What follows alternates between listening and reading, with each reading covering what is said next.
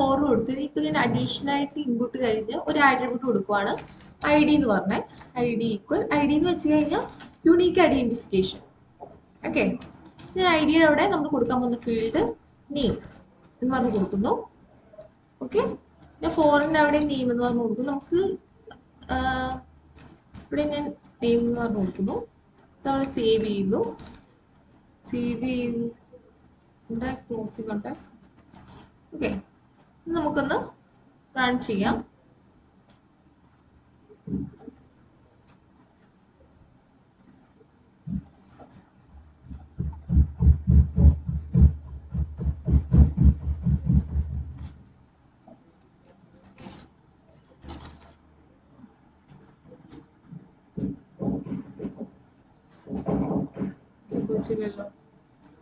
ഒന്നുകൂടെ നമുക്ക് സേവ് ചെയ്ത് നോക്കാം.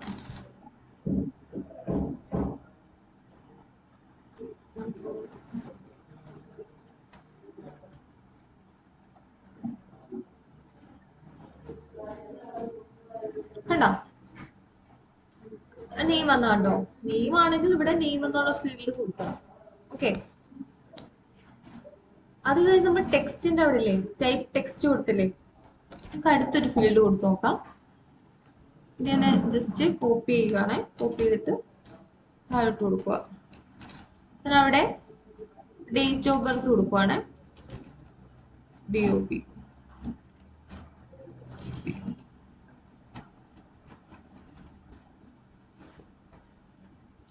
ടൈപ്പ് എന്താ, ഡേറ്റ് ഓഫ് ബർത്ത് അല്ലേ, അപ്പൊ ഞാൻ DOB എന്ന് പറഞ്ഞു കൊടുക്കുവാണ്.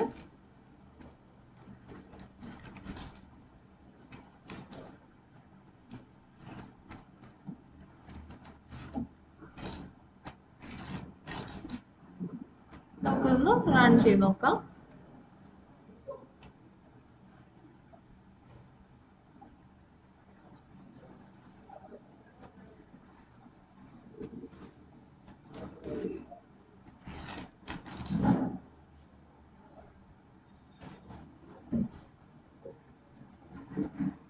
DOB എന്ന് പറഞ്ഞു കഴിഞ്ഞാൽ ഡേറ്റ് ആയിട്ട് കൊടുക്കുവാണ്.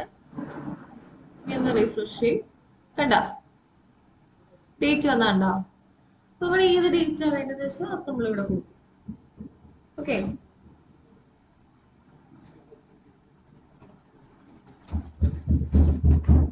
ടൈപ്പ് ടെക്സ്റ്റിന്റെ അവിടെ ഇഷ്ടംപോലെ കാര്യങ്ങൾ ഇൻപുട്ട് അവിടെ ടൈപ്പ് കൊടുക്കുന്നുണ്ട്.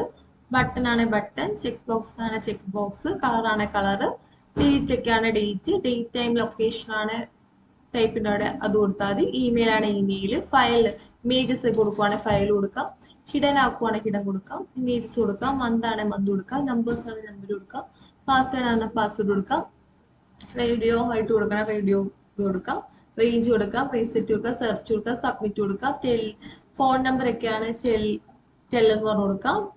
ഇപ്പൊ എന്താ നെയിം ഒക്കെ ആണെങ്കിൽ ടെക്സ്റ്റ് ആയിട്ട് കൊടുക്കാം, ടൈം ആണെങ്കിൽ ടൈം കൊടുക്കാം, URL ആണെങ്കിൽ ഒക്കെ URL കൊടുക്കാം, വീക്ക് ഒക്കെ ആണ് വീക്ക് ആയിട്ട് കൊടുക്കാം.